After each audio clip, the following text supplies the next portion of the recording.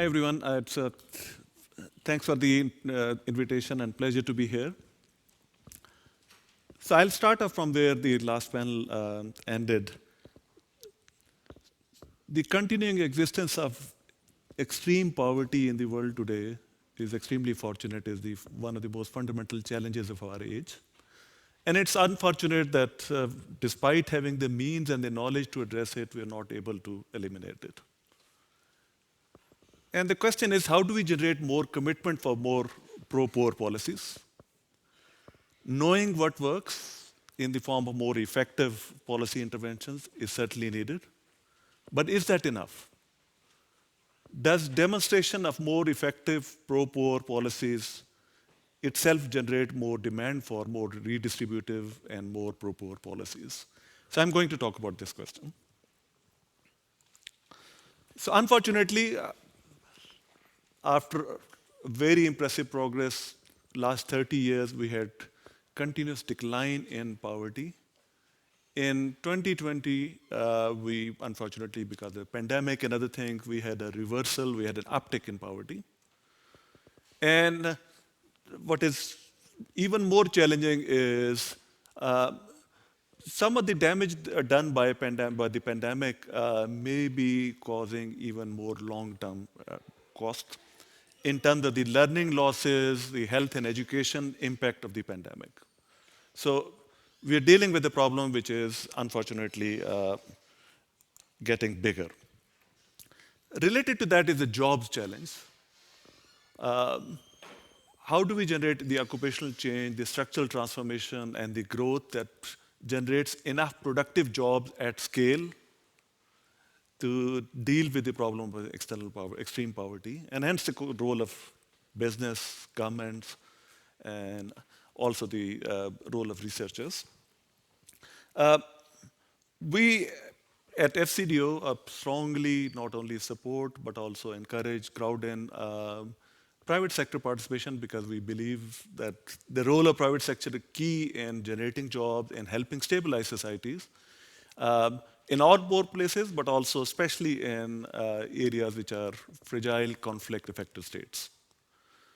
We also have evidence that businesses that promote more responsible business practices of the type that we were discussing in the last panel, also it's great because they're doing the right thing, but also do well on multiple other dimensions with their citizens and with their multiple stakeholders. So let me show a few big picture I've already talked about. Like, unfortunately, we have a reversal of the gains that we are having from decline of poverty in the past couple of years. And we also have a changing geography of poverty, from poverty being mostly concentrated in places in Asia, like India and China and other places. Especially in the next 20 to 30 years, we'll have most of the poverty being concentrated in poor, fragile places, fragile settings. Unfortunately, many of those in Africa. And if you look into the same concentration, like it's the fragile conflict-affected state, mostly in Africa, where most of the poverty will be concentrated over the next few decades. Again, another illustration of that it's the fragile, poor settings that will have most of the poverty. But unfortunately, that's not the places where most of the either private investment or I would also say other forms of investment or external assistance are going. This is an area very deep to my heart. We have also worked quite a lot on fragile places. And again, there are reasons. With last session, we were talking about Brazil and Indias of the world, but going beyond those to the Haitis, the Malawis, and the Yemens of the world, there are even more added problems. There are multiple negatives and market failures. There are the infrastructure deficit. There is the bad regulations. There's the sovereign risk. There's conflict going on. And there is also, call it like the first mover disadvantage in that any new firm, any first firm that goes in, generates useful knowledge, but may not reap the full advantages of it itself. The firm that spawned the garments revolution in Bangladesh, Desh Garments, failed after 2 years, a couple of years. But it generated useful knowledge that was then picked up by other agencies, by other factors, and now we have a more than $30 billion industry. So in other words, there are market failures out there that something that external actors, governments, and other actors can do and to support governments. Again, like a mismatch between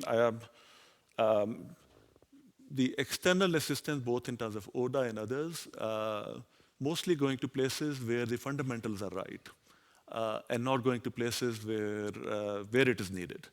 That's something that our Oriana would know, like our LSE colleague 50 years ago, Peter Bauer, what came to be known as the Bauer paradox.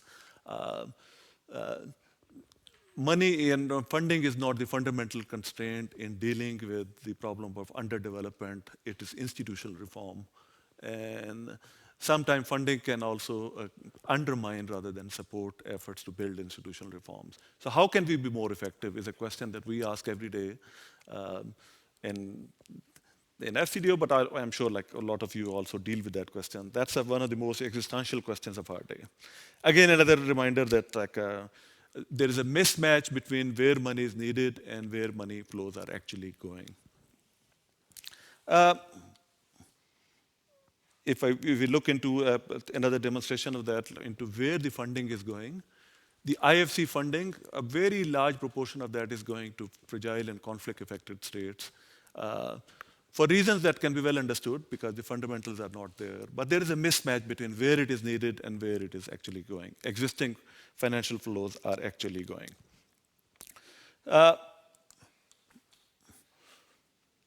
The challenge is we need high levels of not just external assistance, but effective external involvement in the form of firms, aid.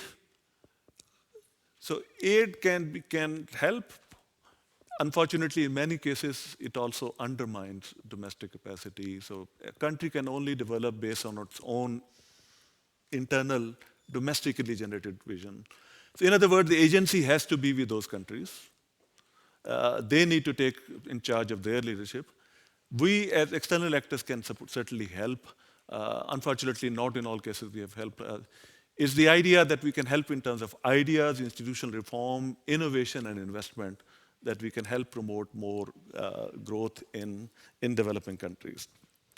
But Martina also referred to, call it like growing levels of skepticism about external assistance, about involvement in these questions in richer countries. How do we generate more commitment for more effective pro-poor policies? In DFID, as the narrative used to go, every time we had a change of policy actors or ministers, sometimes very skeptical, all it took was to take them to a really poor or a developing country and for them to come back and become big champions of we need external assistance or others. And it worked. The question is, like, in a democracy where citizens as voters are the ultimate decision makers, how do we do it? Can we do it at scale? And are there more effective ways of doing it? Is it sufficient? Is it enough? And how do we shape economic preferences in a way that promote more effective pro-poor interventions? So that's a question that I'm going to share some micro evidence on. And this is not from a developed country context, this is from a developing country context where we had both a very effective pro-poor program, and then the question that we're asking is, does this demonstration of that effectiveness generate more demand for more pro-poor policies? So this is a joint project with Imran Rasool and other colleagues. In fact, the original project was joint with my colleague Oriana, who is here. This is in Pakistan, rural Pakistan. And the question that we are asking is, this is in the context of a big, large-scale asset transfer and a cash transfer program. And the question that we are asking, so there's a parallel work led by Oriana, which is on the economic impacts of this. I'll share the headlines from that work. The broad message is the programs are highly effective in terms of like reducing both poverty, increasing food consumption, reducing income economic inequality, and on any other dimension that you can think of. The question in this paper that we are asking is, do they also shape the economic preferences of both the rich and the poor in those villages? So we know that pro-poor policies could impact economic preferences through a number of different ways, through redistributive preferences, but also perceptions and concerns for inequality, pro-market beliefs, and also social capital. There's a large literature on each of those. For instance, there's a literature on whether the poor and others, by participating in markets, will crowd out some of the social capital that they have. Sandil and others, and Michael Sandil and others also have recent work on this question. So the concern is whether participation in these markets and more market-based mechanism, will that crowd out some of that pro-social motivation and some of those other positive things that we care about. So we study the issue using big push pro-poor economic policies in a rural setting.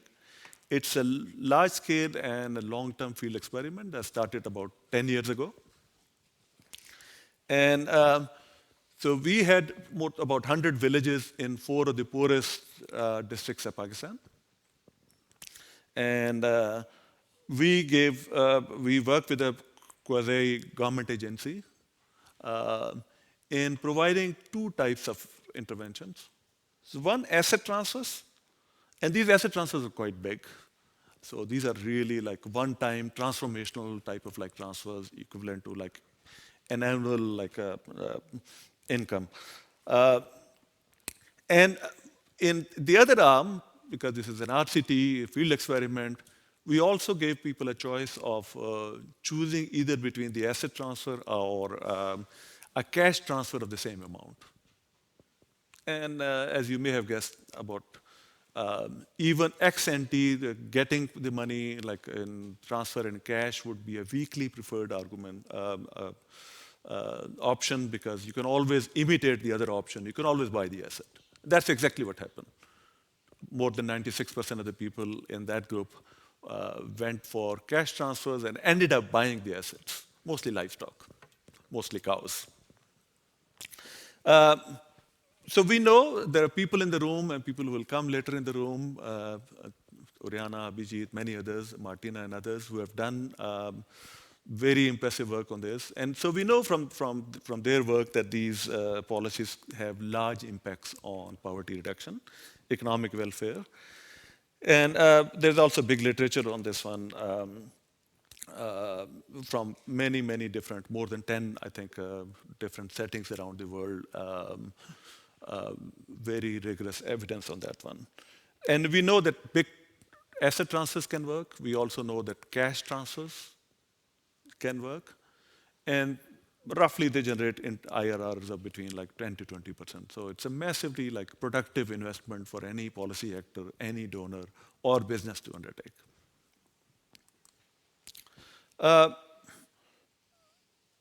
What we observe in our villages, or let me talk a little bit about the economic impacts before talking about the impact on preferences. So basically what we see is a big shift from casual wage labor to more occupational change, where they become more self-employed and entrepreneurs.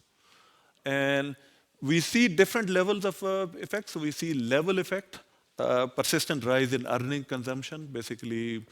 Basically 4 years after the transfers, we have a permanent increase in treatment effect of more than 4% increase in food consumption, which sustains over time. Many, many other measures, their investment on their houses, on their businesses, and their transfers to their poorer relatives and others. We see all kinds of positive things happening. We also have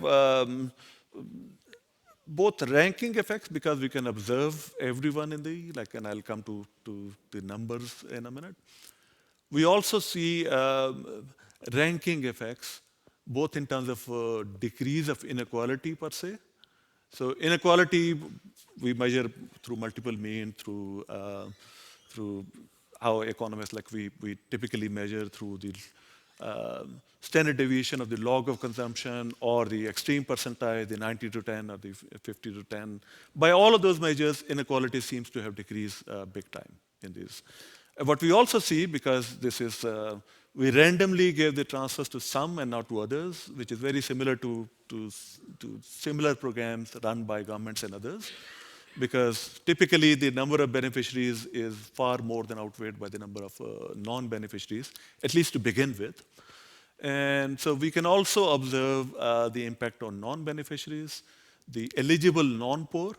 So we can see the impact on the treated poor, those who were given the transfers. We can see the impact on similarly eligible non-treated poor.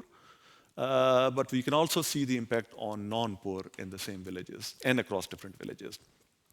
We can also see ranking effects because some people from the treated eligible poor got the transfers, so they overtook the others who were equally eligible. So we can also see the impact on those who were left behind and those who were overtaken. And does it generate any resentment? Does it cause more polarization in terms of social capital and other things? We also see distributional effects. I've already talked about those in terms of economic inequality, reduction of poverty in the village. So all in all, a massively positive thing for the. In fact, the government took the evidence from these papers and it is incorporating it in designing a bigger poverty reduction program. One thing, both the asset and the cash transfers are roughly similar. So in the results that I'll show, I'll combine both of those. We did this because there was a concern that there could be a wedge in these markets, but the evidence that we see is the markets in these village economies is basically are functioning well, and there are no big, large wedges between these different treatment arms. So what I'll show, I'll combine both of these. So pro-poor transfers could impact on economic preferences through economic impacts and through roughly this channel. They affect the occupational choice, they affect a range of economic outcomes. That could then change perceptions of inequality, could change a number of pro-social behavior, pro-market beliefs, and all of those could then impact into economic preferences of both who were directly affected and those who were also indirectly affected. So that's roughly the theory of change. There's enough in the literature that about each of those areas. So as I mentioned, this was a collaboration with the quasi-government agency, Pakistan Poverty Alleviation Fund, and 2 field partners. And the perception in the field was that this is a government program. And as I mentioned, the 2 treatment arms, in the one, there was a choice of in-kind transfer from an asset up to a value of more than $600. This was really like big transfer, equivalent to roughly median annual household earnings. So transformational like asset transfers, I would say.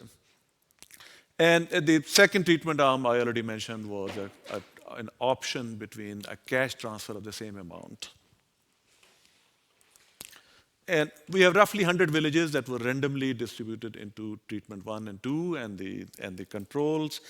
And within the treated villages, we undertook a census of all households to determine the eligible poor. So basically, we have a continuous poverty assessment rank, the same as used by the government, by which we can rank. And using this similar measure, we can put people into a band of eligible poor. And from them determine, because unfortunately we didn't have enough funding to at least in the first go, to treat everyone or to give cash or asset transfers to everyone. So we randomly distributed it to some of the eligible poor. In other words, we can see both the treated poor and the non-treated poor. People who are equally eligible, but because of randomization, they didn't get the transfers. We partly did it because of lack of funding, but there's also it helps us answer questions in the literature. We have a literature on how will the overtaken poor react, and the concerns about last place aversion, last place in the ranking of households, and how will those households react. And We also have, so we have the full universe of the eligible poor, both the treated and the non-treated, and we have a subset, a random subset of the non-poor in the same villages. We have roughly like a sample of 19,000 people. And we ran different rounds of 7 different ways of data collection. In fact, after this, for our main experiment, we also have now the 7 years of data. Uh, as I mentioned, like both the treatment arms have very similar impacts. So for the results that I'll show, I'll combine both of those. And I already mentioned that the level, ranking, and distributional impacts were huge, big, potentially transformative. In terms of like consumption, asset ownership, like both on the extensive margin of people not having assets and now having a productive asset, mostly cows. And for those having assets, having seen the value of their assets go up by about 14%. And also another margin that I mentioned. In terms of the dynamics, something which is important to interpret our results that I'll show is most of these economic gains are realized in the first 2 years of the project, of the experiment. And these results sustain in future years, but we don't see additional impacts getting generated in 2+ years, 2 to 4 another years. So keep that in mind when you look at some of the results. I wouldn't go into this. Our setting is very standard in terms of like what we since it's an RCT, it's a very standard setting, and let me just skip it. I was originally presenting in the afternoon session. I would have spent more time. Because we have a random assignment and because we have no spillovers onto poor in the control villages, so that's our identifying assumption.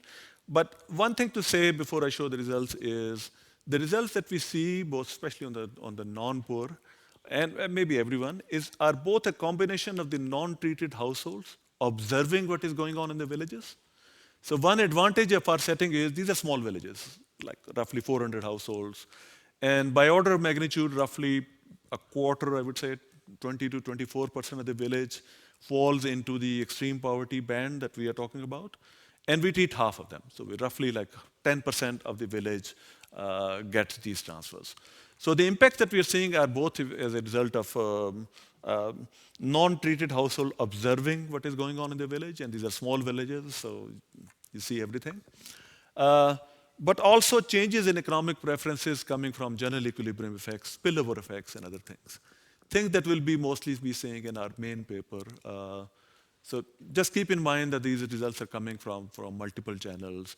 We don't think it's important to separate the two because these things tend to go together.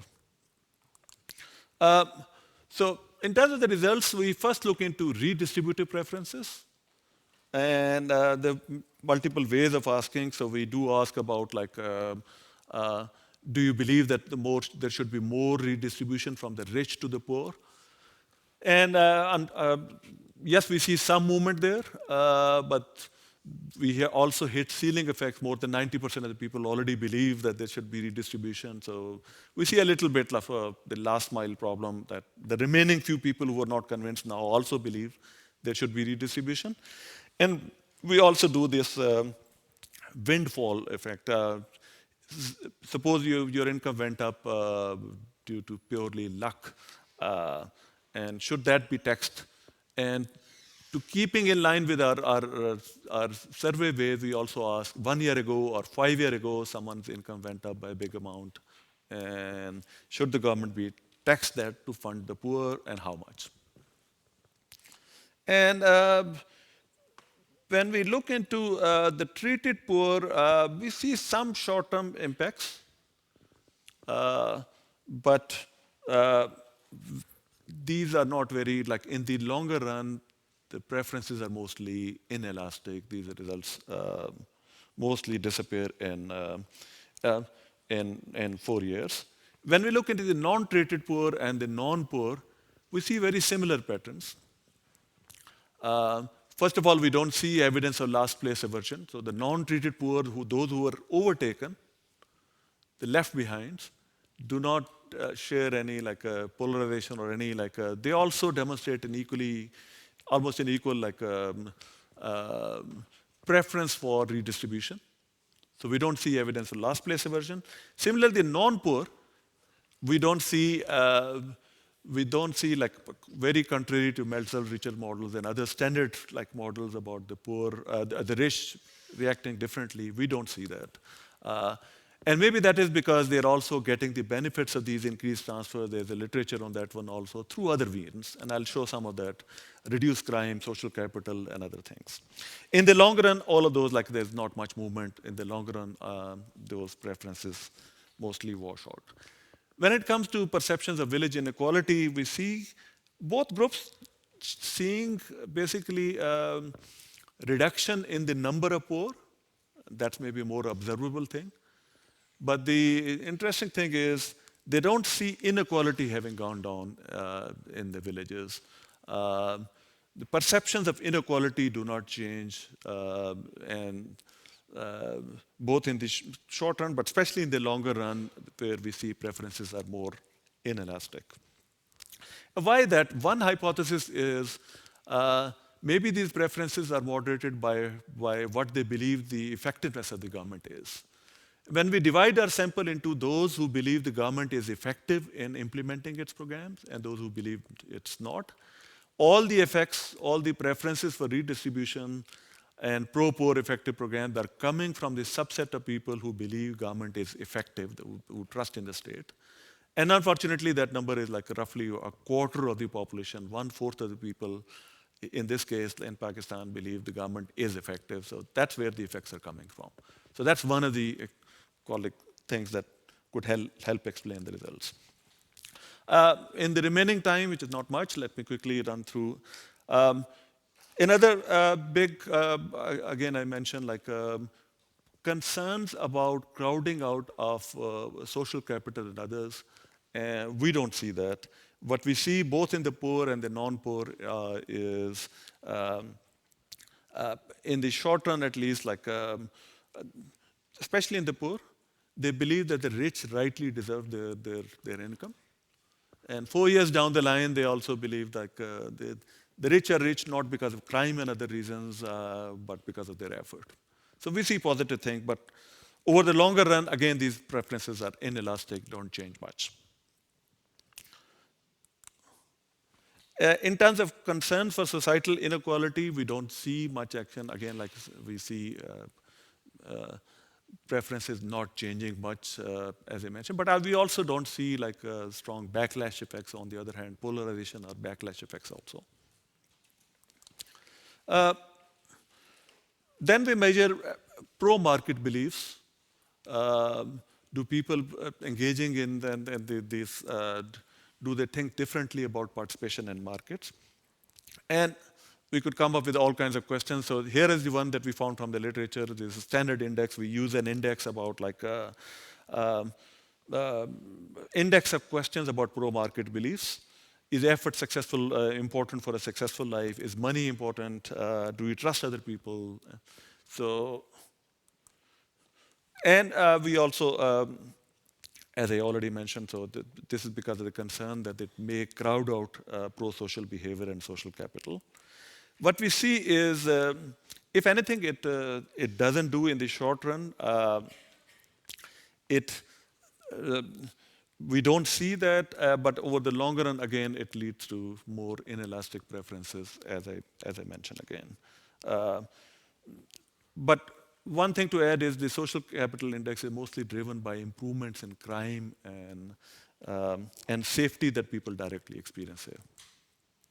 So coming back to the original motivation, we talked about like, does demonstration of effectiveness of program generate more demand for redistribution? And to be honest, our evidence is not much. It does shape to some extent in the short run, but not much in the longer run. Preferences are deeply embedded and harder to shift. And that's a question about like, why are preferences so like stable? By the way, I didn't show results. We also see more evidence of political engagement, voting in elections by the poor, treated poor also.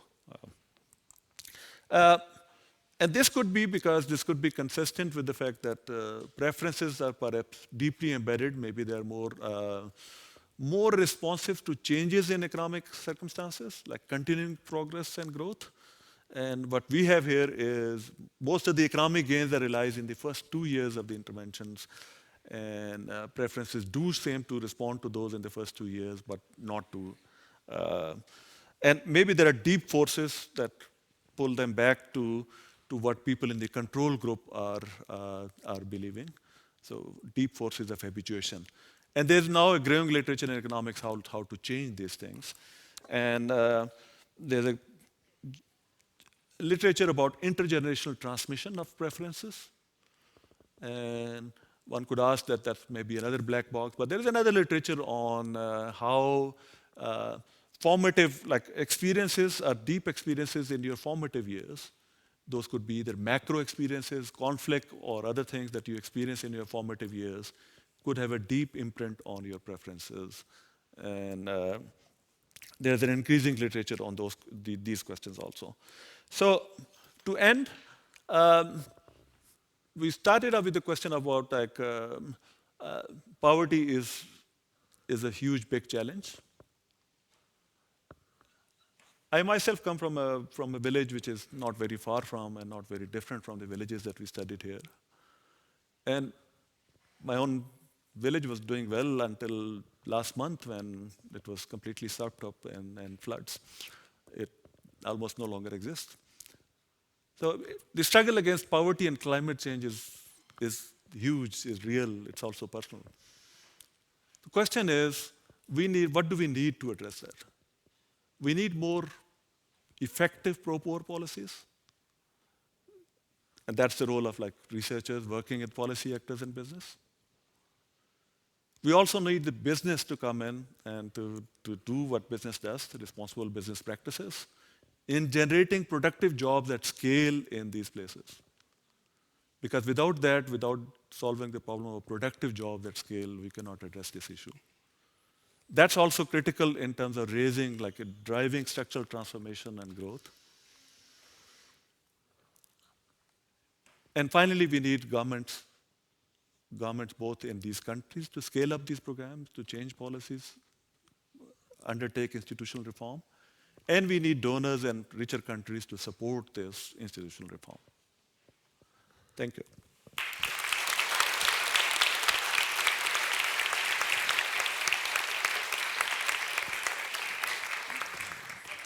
For a few questions to Professor Khan from the audience. Please raise your hand we have a question right there. So we need the microphone. Kadir. Raise your hand again, so there. Yeah, thank you so much for sharing your study. And my question sort of relates to, you mentioned that we need pro-poor economic policies, and in the beginning, you also mentioned about the reversal of the trend after the pandemic. So do you think as probably future leaders or business developers, these pro-poor policies or essentially economic policies in general are being developed in a way that such reversals will be easier to address? Because it's not the first time that a reversal in trend has been observed. We can go back to like the financial crisis, then we try to recover from that. Then, of course, there are also regional crises which keep happening. So these are more globally understood, like COVID or financial crisis. But do you think that in the future, the way we are doing things right now, I'm not saying that everything is being done in a way that it's foolproof, but in the future, do you think it'll be more easier to tackle these problems which we see in conflicted areas? Yeah, thanks. So I'm more hopeful. So one big message is important to focus on the continuing challenge, but also to focus on the progress that we have made in the past 30 years.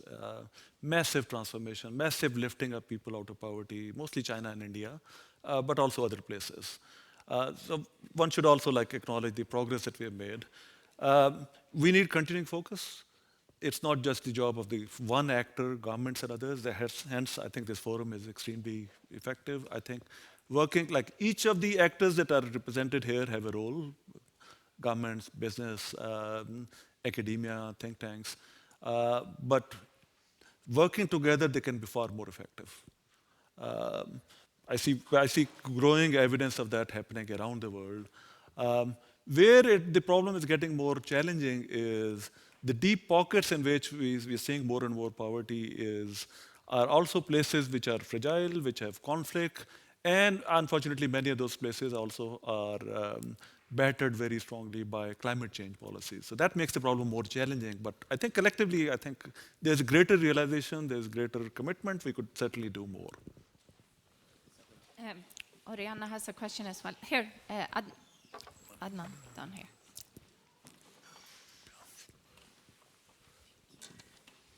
Thank you, Adnan. That was fascinating as usual. So I want to draw together what we heard in the fireside chat and what you just said about the returns to these programs. So returns of 20% are not uncommon when we estimate, when we evaluate these programs.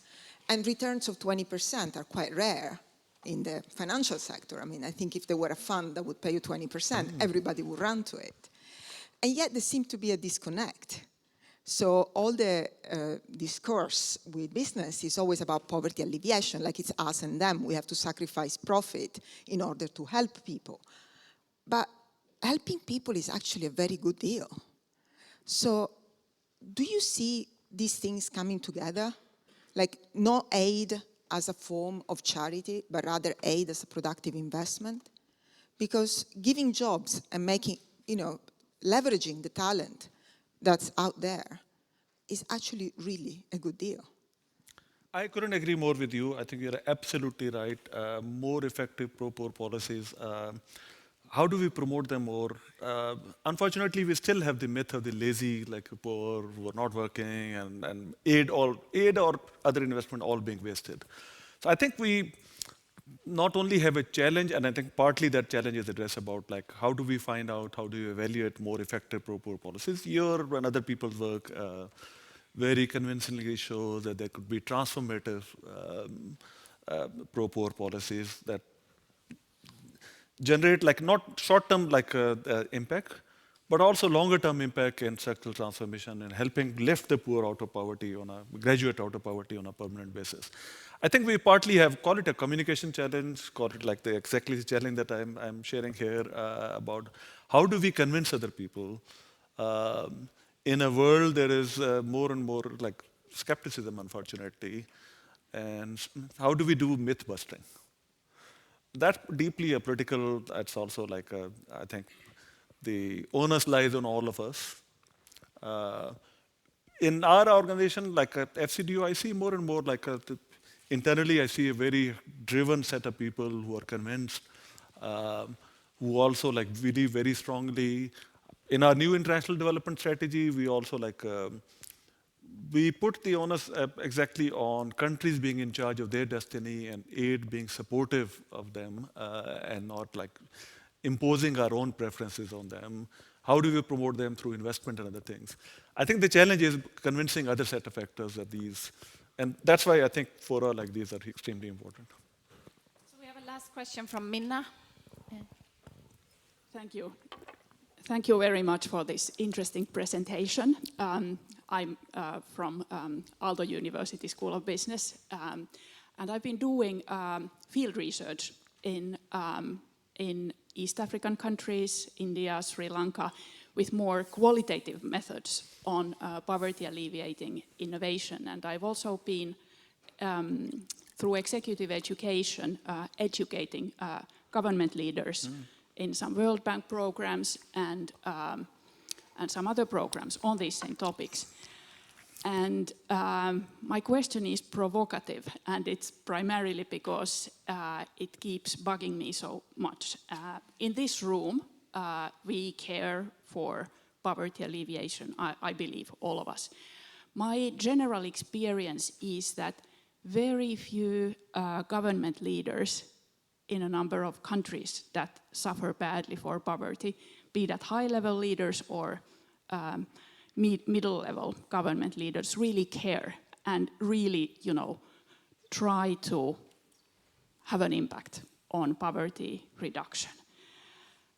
What do we do in a case where governments themselves don't care? Yeah, first of all, I'm not sure I'm in full agreement that governments don't care. Yes, there are political actors, and it's also about the political system. So we are economists, we believe in type and effort. So are we selecting the right type of people? Is it like failures in the political marketplace in terms of selecting the right type of people, political leaders, or in generating the right incentives for them to act on these issues? And we have evidence from around the world that the same political actors, when facing a different incentives, do believe and do act. I have personal experience also. I work in about 40 countries. I've seen hardly in any country are there the lack of political actors who strongly believe, who do believe. It's the incentives and the environment that they face. And yes, there are I'm not discounting your experience. But when you do see an environment like that where you don't see enough political commitment domestically, what do you do? Hard question. So I don't think aid or external actors can do much. They can bypass, they can directly work with other actors, businesses and other actors. But forcing our preferences also on those countries through conditionalities and other things is also not work. We have enough evidence of that also. So it's a hard one. What do we do in those circumstances? But I don't think imposing our own conditionalities on them will work. So let us give Professor Khan a warm applause.